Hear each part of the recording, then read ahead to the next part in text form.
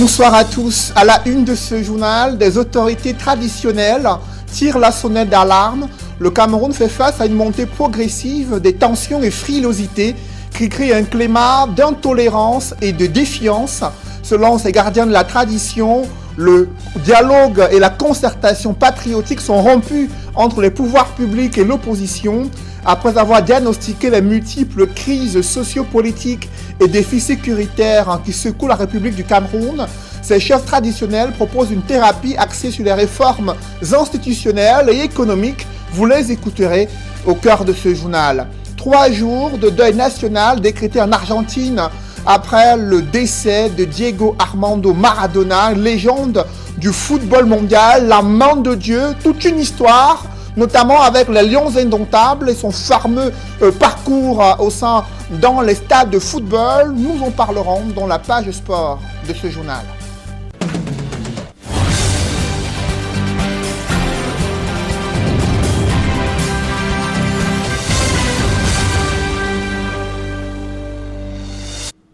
Merci de suivre cette édition complète de l'information sur Equinox Télévision. D'abord, cette tragédie survenue à Douala. 2 personnes ont perdu la vie et au moins 2 autres ont été grièvement blessées dans un accident de la circulation qui s'est produit ce mercredi matin au lieu dit tunnel aéroport. Selon des témoins qui ont vécu la scène, un camion transportant des bouteilles à gaz et qui a tenté d'esquiver un conducteur de moto a violemment percuté des usagers qui se trouvaient sur la route. Des précisions avec Equa Claude, Eric Watat et Xavier Foka.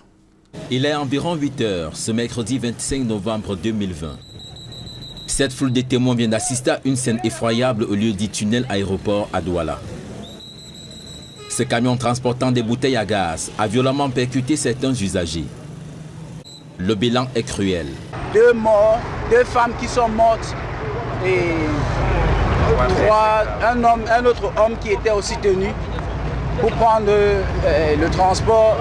Lui aussi il est blessé et avec 2 autres femmes blessées. Que s'est-il passé avant que ne survienne cette tragédie dont les badauds n'en reviennent toujours pas? Ils sont en train de rentrer du port, dès qu'ils sont en train de monter là, à ce niveau-là, il y a un benzinc là qui était là pour venir prendre un client ici là. Il traverse, il ne regarde pas, en temps il y a le camion qui descend. Comme c'est le matin, la route est libre, dès que le camion descend, subitement il y a un benzinc devant lui, il esquive le benzinc. Il vient de ce côté avec les gens là qui attendaient le bus pour aller en ville. Il va écraser les gens ici là. Cette dame, toute apeurée et éplorée, dont le fils aurait été l'une des victimes, a finalement été rassurée. Elle a un capa, c'est elle qui m'a appelé quand même de lui dire que son fils a fait l'accident, la tunnel a continué parce que lui-même il habite pas de singe. Ce que vous allez faire, c'est de vous approcher des chefs. Des équipes mixtes de la police, de la gendarmerie et du corps national des sapeurs-pompiers ont assuré le transport des dépouilles des victimes, apporté les premiers secours aux blessés et réglé la circulation à cette heure de pointe. À l'approche des fêtes de fin d'année, les usagers sont appelés à plus de prudence sur les axes routiers. Après la sortie de la forêt sacrée, des chefs traditionnels dénoncent les violences perpétrées dans les régions en guerre du Cameroun. Autorités traditionnelles réunies au sein de leur association dans la région de l'Ouest font part de leur inquiétude au regard des multiples crises qui secouent la République. Premier constat important dans cette sortie des chefs traditionnels, c'est le fait que le dialogue et la concertation patriotique a été rompu entre les pouvoirs publics et l'opposition. Ensuite, ils appellent à un sursaut patriotique pour mener des réformes institutionnelles afin de pouvoir permettre au Cameroun de pouvoir vivre dans la paix et de pouvoir mener une transition pacifique, ont-ils indiqué dans leur déclaration. Le fait saillant de cette déclaration des chefs traditionnels de l'Ouest, c'est avec Gladys Sidier. Dans leur déclaration, les chefs traditionnels de l'Ouest Cameroun abordent plusieurs aspects de la vie de la nation. La sécurité du territoire, la santé, le climat sociopolitique. En premier plan, la crise dans le nord-ouest et le sud-ouest, à l'extrême nord avec la secte islamiste Boko Haram, dans la région de l'Est avec l'incursion de groupes armés venus de la Centrafrique. Les chefs traditionnels dénoncent les tueries des civils, hommes en tenue et autres acteurs. Dans ces différentes crises, ils regrettent que la dignité humaine soit autant bafouée, non sans apporter leur soutien aux chefs traditionnels des régions anglophones qui ont dû abandonner leur palais. Preuve, selon eux, de la profonde fracture sociale entre le peuple et ses dirigeants à tous les niveaux. Au sujet de la crise anglophone, ils interpellent les parlementaires à prendre leurs responsabilités en inscrivant à l'ordre du jour le sujet. Sur le plan sanitaire, les chefs traditionnels de l'Ouest pensent que le coronavirus, même s'il a été globalement bien géré, a permis une fois encore de poser le diagnostic de nos hôpitaux, grands malades, qui sont dépourvus de plateaux techniques. Ils soulèvent aussi le sempiternel problème de la couverture santé universelle pour tous.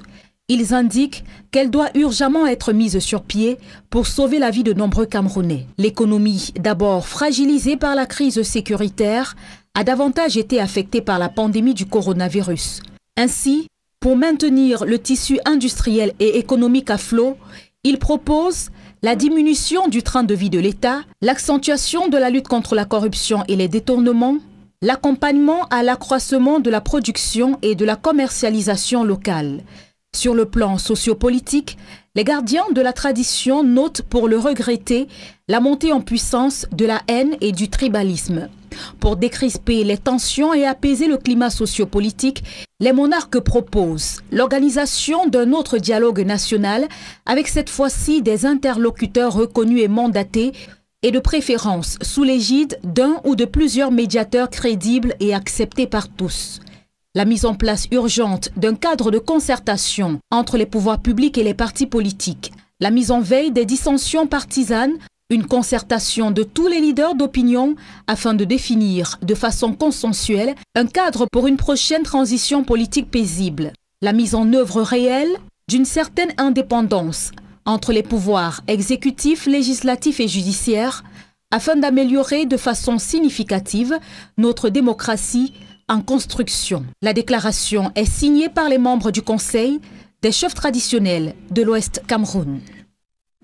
Chaque jour, environ 100 femmes tombent sous les coups de leurs conjoints. Ces chiffres sont de ONU Femmes à l'occasion de la journée internationale de lutte contre les violences faites aux femmes. Il est dressé un rapport sur les pays où ces violences se multiplient malgré les alertes initiées depuis de nombreuses années à travers la planète. D'autres précisions avec Dallas Kana et Julienne Berthe-Bissaille. Dans le monde, 137 femmes perdent la vie chaque jour victimes de violences conjugales, révèle un récent rapport de l'Organisation des Nations Unies pour la protection de la femme. Tenez par exemple, en 2017, près de 43 000 femmes sur 87 000 décédées ont été intentionnellement tuées par leur partenaire ou un membre de leur famille. Parmi les pays les plus dangereux où les femmes subissent le plus de violences physiques et sexuelles, la Fondation Thomson Reuters classe l'Inde en tête, l'Afghanistan et la Syrie. Sur le continent africain, la Somalie, la République démocratique du Congo et le Nigeria s'illustrent dans cette mauvaise pratique contre la gente féminine. Le confinement imposé par la crise sanitaire a accru le taux de violence sexuelle, comme le démontrent les appels de détresse au numéro d'urgence dans plusieurs pays. Pourtant, sous l'égide de l'ONU Femmes, plus de 155 pays ont promulgué des lois contre des violences faites aux femmes. Mais sa mise en application reste un défi majeur pour les gouvernants. Et quelle est la réalité au Cameroun? Au moins 6 femmes sur 10 sont victimes de ces violences conjugales et autres violences faites contre la gente féminine. C'est du moins ce que relève la société civile qui déplore le faible arsenal juridique pour protéger les femmes et le manque de volonté politique pour faire face à ce fléau qui gangrène la société camerounaise. Ces différentes féministes s'expriment dans ce reportage signé Nadine Yambou. Je vous parlais donc de ce reportage des féministes qui sont montées au créneau à l'occasion de cette journée internationale de lutte contre les violences faites aux femmes. Elles déplorent le fait qu'au Cameroun, au moins 6 femmes sur 10 sont victimes de ces violences conjugales et d'autres violences perpétrées à leur encontre. Et durant la période liée à la crise sanitaire, ces violences se sont accentuées, relèvent des experts internationaux. Au Cameroun, quelle est la réalité? Explication avec Nadine Yambou. Au cours de ces 5 dernières années, le taux de violence contre les femmes a explosé au Cameroun. La majorité d'entre elles subissent des violences sexuelles, physiques, verbales ou encore psychologiques. Il y en a qui meurent simplement des suites des violences verbales. Elles ne supportent pas, elles en meurent et on l'enterre et ça passe. Lundi, j'en ai trouvé une. Il y a une qui est venue me voir au tribunal et c'était tout simplement alarmant. Elle avait un œil poché, elle avait la mâchoire tordue, c'était effroyable. Et la question que je lui ai posée était celle de savoir si elle est encore dans la même maison que cet homme. Et curieusement, elle m'a dit oui. Ces violences-là sont permanentes. Nous les enregistrons tous les jours. Selon les Nations Unies, près de 60% des femmes au Cameroun sont victimes de violences.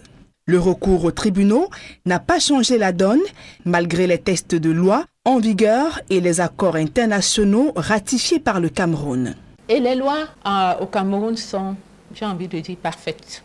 Le Cameroun a ratifié tous les traités, toutes les conventions qui ont été prises par les Nations Unies, par d'autres organes de la sous-région pour la protection de la femme. Donc il y a sincèrement un problème de mise en pratique des textes intégrés par le Cameroun.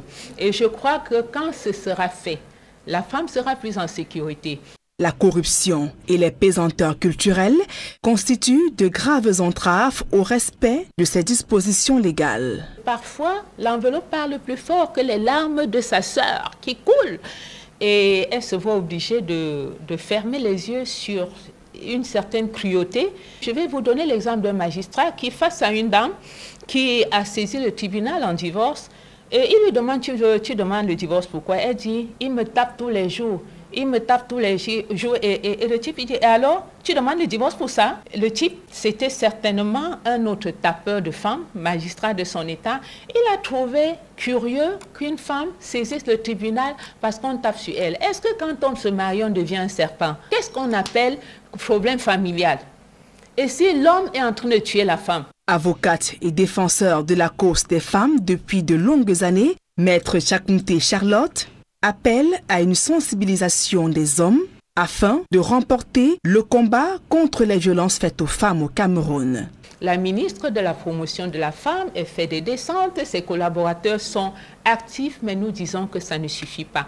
Et j'ai même demandé au MINPROF de faire un travail de sensibilisation au niveau des hommes. Parce que ça ne sert à rien. Pour moi, ce n'est pas suffisant. Consacrer une journée comme celle-ci aux violences, les auteurs des violences, c'est qui? Nous avons toujours entendu qu'on a fait ceci à telle femme. Qu'est-ce qu'on fait à l'auteur? Quand la police le prend, qu'est-ce qu'on lui fait? Est-ce qu'on l'inquiète même? Le dernier cas que j'ai reçu, le gars est tranquille. Et la femme a même pris mon numéro de téléphone dans le téléphone de son mari. À l'occasion de la journée internationale pour l'élimination de la violence à l'égard des femmes, la société féminine appelle à une prise de conscience collective sur la nécessité de la préservation physique et morale des femmes au Cameroun. L'on se dirige vers la libération des avocats dont la mise en détention avait occasionné des échauffourées dans une salle d'audience au tribunal de première instance de Douala-Bonadjo. Maître Augustin Wantu Ngeko et maître Christelle Annie Ndjonkou Messouk sont condamnés à 1 an de prison avec sursis pendant 5 ans et une amende d'1 million de francs CFA a été infligée à chacun d'entre eux. Le verdict est tombé ce mercredi. Le tribunal les a reconnus coupables d'escroquerie et les faits d'outrage à magistrat et de corruption n'ont pas été retenus contre ces avocats. Durant l'audience, plusieurs dizaines d'avocats se sont déployés pour assurer la défense de leurs confrères. Les plaidoiries étaient assurées par l'ancien bâtonnier maître Jackson Nyekamga et les avocats maître Barnabé Nekui, maître Kwengwa et maître Patrice. Après cette décision de justice, les avocats comptent interjeter appel au terme d'une audience qui s'est tenue dans un tribunal aux alentours très militarisé. Je vous invite à présent à suivre maître Patrice membre de l'équipe des avocats des mises en cause. Les enfants ont été déclarés coupables d'escroquerie. Ce n'est que l'instance. Il y a l'appel, il y a la Cour suprême. Nous allons rentrer au sein de nos cabinets, on va voir si on doit relever appel, on doit faire des voies de recours. J'ai dit nous allons relever, on va relever appel, on verra, on va s'asseoir, on verra si on doit relever appel, la décision qui a été rendue. Nous allons aviser le moment venu avec l'équipe de défense. Pour l'instant, nous avons plaidé, nous allons aviser. Mais quoi qu'il en soit, on n'est pas d'accord avec cette décision. On n'est pas d'accord avec cette décision parce que nous avons fourni les éléments de droit. Les éléments de droit, nous les avons fournis. Ils sont dans le code pénal, le code de procédure pénale. Nous avons fourni les éléments de droit. Dans le reste de l'actualité, sur les corridors Douala-Bangui, Douala-N'Djamena, le délabrement du parc automobile est préoccupant. Les syndicats des transporteurs estiment que la clochardisation de leur profession les met dans l'incapacité d'assurer la maintenance et la qualité du service sur ces axes stratégiques de l'économie régionale. Conséquence, les échanges commerciaux en prennent un sérieux coup. C'est le constat que font Dallas Tiana et Donald Brice Kamgan. Route pour le Tchad et la RCA voisine. Un élément commun entre tous ces engins, leur état de délabrement. Assurer la maintenance de ces camions, c'est l'une des choses les plus difficiles désormais, relève le syndicat national des transporteurs routiers du Cameroun. Assurer la maintenance, un leurre, pire encore, renouveler ces camions. Vous ne pouvez pas vendre chez le concessionnaire aujourd'hui pour prendre le matériel neuf. Vous ne pouvez pas vendre auprès des institutions bancaires financières pour prendre le matériel neuf. Vous n'allez jamais payer les traites en fonction, c'est-à-dire voir le prix d'aujourd'hui qui est appliqué aujourd'hui. Sur les corridors Douala-N'Djamena, Douala-Bangui, pas si rare de trouver ça et là des camions en panne égarés. Les transporteurs mettent en cause la clochardisation de leur profession par la violation constante des prix du transport par les bailleurs de fret. Il n'y a aucun transporteur sur Douala, enfin je voulais dire au Cameroun, à la RCA ou bien au Tchad qui peut renouveler le parc, qui peut véritablement entretenir son parc avec ce qui est payé aujourd'hui. Une série de discussions entre les syndicats de transporteurs du Tchad, RCA et Cameroun ainsi que les concessionnaires et transitaires a débouché sur la nécessité de respecter les prix planchers. L'enjeu, c'est garantir la qualité du service. Nous avons demandé l'appui de l'État et nous ne cesserons de demander cet appui au niveau de nos gouvernants pour qu'ils puissent nous accompagner afin que, effectivement, le pays, notre pays, notamment le Cameroun et les autres pays de la sous-région, puissent comprendre effectivement que le transport est un pilier de l'économie. Comme on le dit très souvent en marketing, vous ne pouvez pas, à 3 niveaux de qualité, vous ne pouvez pas avoir le même service. Donc, quand vous payez à un meilleur prix, vous avez un service haut de gamme. Les prix planchers arrêtés au terme de diverses concertations entre syndicats, ce sont 3 350 000 francs CFA pour Bangui et 3 300 000 pour N'Djamena. De ce retour à l'auteur d'Orsi dépendra la suivi du transport sur les corridors, concluent les syndicats qui projettent une grève pour le 1er janvier 2020 si leur voix n'est pas entendue. Des produits phytosanitaires inscrits sur une liste noire du gouvernement, ils sont désormais interdits d'utilisation dans le cadre des activités agropastorales. Cependant, comment les producteurs agricoles seront informés et sensibilisés sur la nécessité de ne plus utiliser ces produits phytosanitaires, dangereux à la fois pour la santé de l'homme et pour les différentes productions agricoles dans le monde rural? Explication avec nos reporters Emmanuel Diop et Guy Zogo. Au centre des activités agricoles au Cameroun, le Conseil national phytosanitaire, qui a la charge d'autoriser les produits phytosanitaires à utiliser, vient de se tenir à Yaoundé. Ce conseil donne son avis sur les textes organiques, non seulement de ce conseil même, de la loi phytosanitaire, mais aussi sur la gestion de la fonction de protection phytosanitaire. Et ce conseil est un conseil pluridisciplinaire qui intègre beaucoup de ministères qui sont en relation avec la protection phytosanitaire. En sus, le ministre de l'Agriculture et du Développement rural rappelle combien cette instance est essentielle, non seulement à l'agriculture, mais aussi à la santé des Camerounais. C'est un conseil phytosanitaire qui est très important et sur lequel le gouvernement repose beaucoup d'espoir pour pouvoir non seulement protéger l'origine Cameroun, mais aussi protéger la santé des populations et des plantes. Pourtant, il ne suffit plus de se limiter aux bonnes intentions.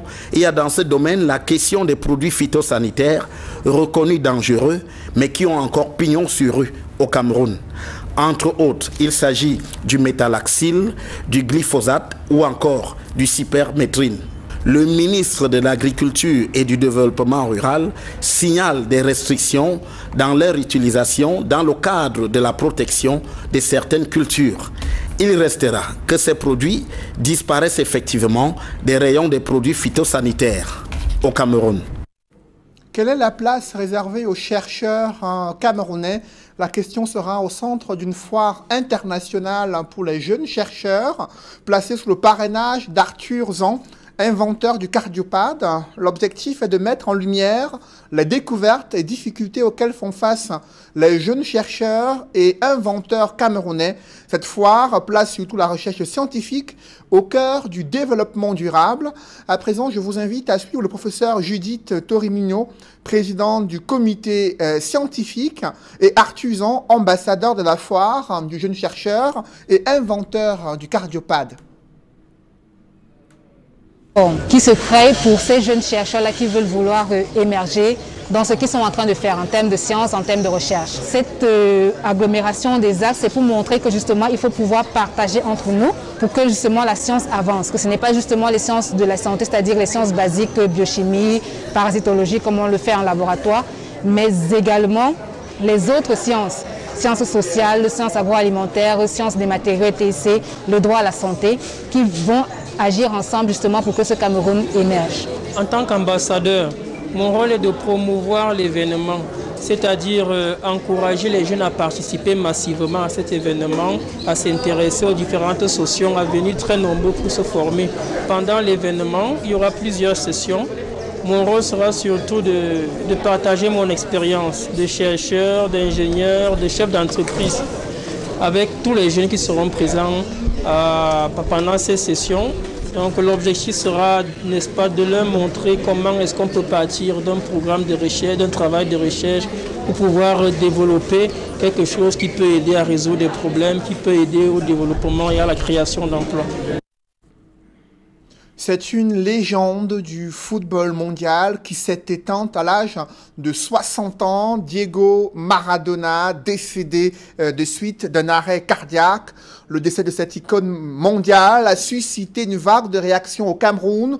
Vous le voyez en image, cette fameuse rencontre entre les Lions indomptables et l'Argentine, avec l'image des deux capitaines, à la fois de l'équipe nationale du Cameroun et également de l'équipe nationale de l'Argentine, tous les deux décédés aujourd'hui.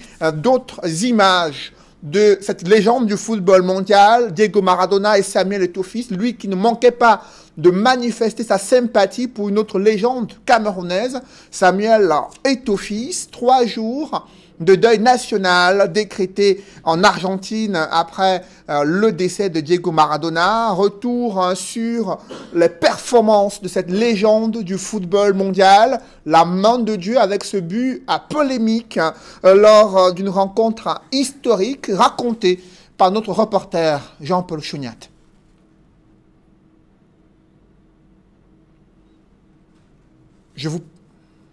Diego Armando Maradona is Argentina's most celebrated footballer.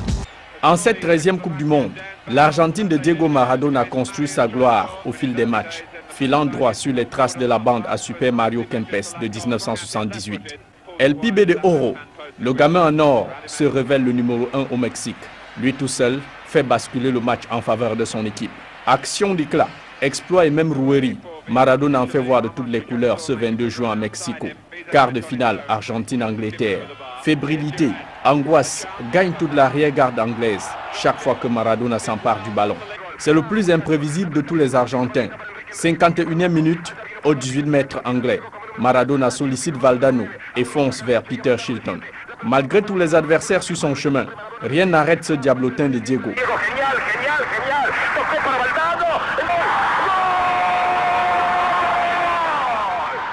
A-t-il marqué de la tête ou de la main?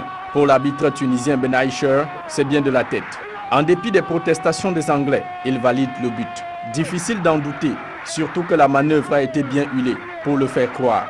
Après visionnage précis, Maradona a borsé le ballon du poing. Samson lo anticipa. Yo sigo corriendo porque la pelota es un globo. Y yo, con 1,67 que tengo, no le podía ganar a Gil. Entonces le metí el puño y le metí la cabeza atrás. Y Shilton salió con las dos manos.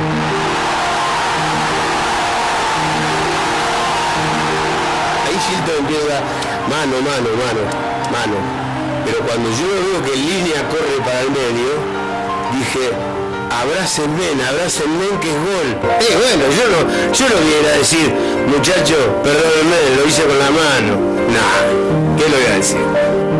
Une faute de main ou comme dit Maradona, la main de Dieu.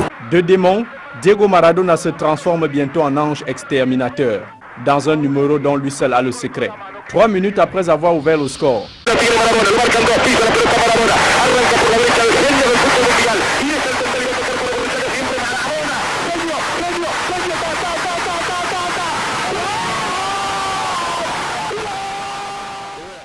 Le petit Argentin ridiculise chaque Anglais qui se présente à lui.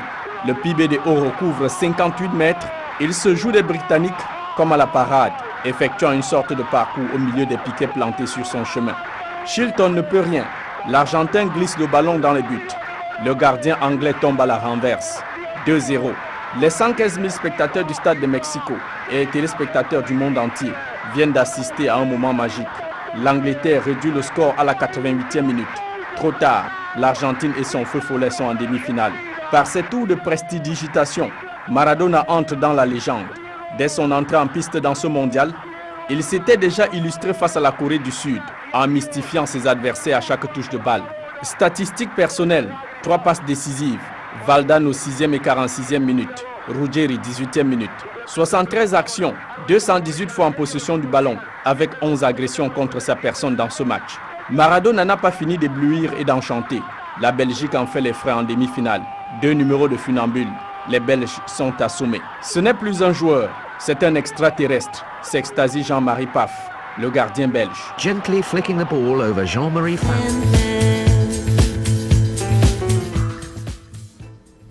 Et cette légende du football mondial s'en est allée, c'est une pluie d'hommages qui est observée à travers le monde pour saluer la mémoire de Diego Maradona. Un public reportage dans ce journal. La Société anonyme des brasseries du Cameroun s'est mobilisée auprès des services hospitaliers dans le département du Honkam. Du matériel médical, équipements et autres consommables ont été remis dans certains hôpitaux afin d'améliorer le plateau technique et de leur permettre à ces différents personnels médico-sanitaires d'améliorer également la prise en charge médicale des Camerounais dans cette partie du pays. Reportage. Le groupe SABC, c'est bon. Le groupe SABC, c'est bon. Les lionnes et les lions du groupe SABC à l'hôpital de district de Bafang, dans le département du Honkam. C'était le 20 novembre 2020, à l'occasion des journées citoyennes du groupe SABC. Pour cette étape de Bafang, les lions et les lions du groupe en ont profité pour faire des dons à l'hôpital de district. Dans leurs valises, une pléthore de présents, parmi lesquels des boîtes d'accouchement, de fétal Doppler, de microscopes, des boîtes de respiration, des tensiomètres, des bidons et diffuseurs de gel hydroalcoolique, des blouses de médecins, des berceaux, des lits d'hospitalisation et des lits d'accouchement. Toute chose qui profitera désormais aux habitants des villages de Basseux, de Badoné, de Domga et de Bafang. Ndokovi, one of the health centers in the Honkam, was very suffering with so many difficulties, but with the delivering births and the hospital bed and the Doppler, that's one of the important elements in maternity. It will help us to reduce future death. Nous ne pouvons que dire notre satisfaction et nos remerciements à l'adresse du groupe SABC par rapport à cet important don de matériel, cet important don d'équipements et de consommables médicaux. Au travers de moi, c'est tout le personnel de l'hôpital de district de Bafang et même toutes les formations sanitaires concernées qui sont satisfaites et qui veulent dire leur gratitude à l'adresse, n'est-ce pas, du groupe. Je voudrais simplement remercier les brasseries du Cameroun et m'adresser à la population en leur disant de bien sûr consommer les brasseries du Cameroun mais le faire avec modération. Donc nous sommes très contents de cette société citoyenne du bassin du Cameroun, surtout de son action sociale, car elle se veut leader dans les actions sociales à travers notre pays. Donc nous sommes très contents d'accueillir cet important don. Une reconnaissance qui suscite la joie du groupe SABC de pouvoir une fois de plus contribuer à l'amélioration du bien-être des couches les moins privilégiées. Le groupe SABC, dans son projet d'entreprise, tient à affirmer son leadership, notamment à travers la plateforme des journées citoyennes, vis-à-vis des populations qui sont en réalité le maillon essentiel de notre programme de développement de la culture sociale dans notre pays. D'où notre slogan qui est très fédérateur et qui dit qu'en fin de compte, le groupe SABC, c'est vous. Les journées citoyennes du groupe SABC sont une initiative qui permet aux Lionnes et aux Lions du groupe de communier avec leurs consommateurs, mais surtout de s'engager socialement auprès des plus vulnérables et de leur rappeler que le groupe SABC, c'est vous. Mesdames, Messieurs, c'est la fin de ce journal. Merci de l'avoir suivi. Juste après cette édition de 20h, retrouvez Serge Alain Otto et ses invités pour le débrief du journal sur le plateau d'Equinox Soir. Serge Alain. C'est-à-dire nous fait la planète entière, la planète du football bien sûr, pleure Pibe del Oro, Diego Armando Maradona s'en est allé ce jour. Et des Camerounais ont publié les souvenirs, notamment ceux qui avaient pu vivre cette rencontre entre le Cameroun et l'Argentine, avec l'image de l'ancien capitaine des Lions Indomptables, lui aussi décédé, et cette main qui a permis à ces deux capitaines, à la fois des Lions Indomptables et de l'équipe de l'Argentine, de se saluer avant cette fameuse rencontre. Il y a eu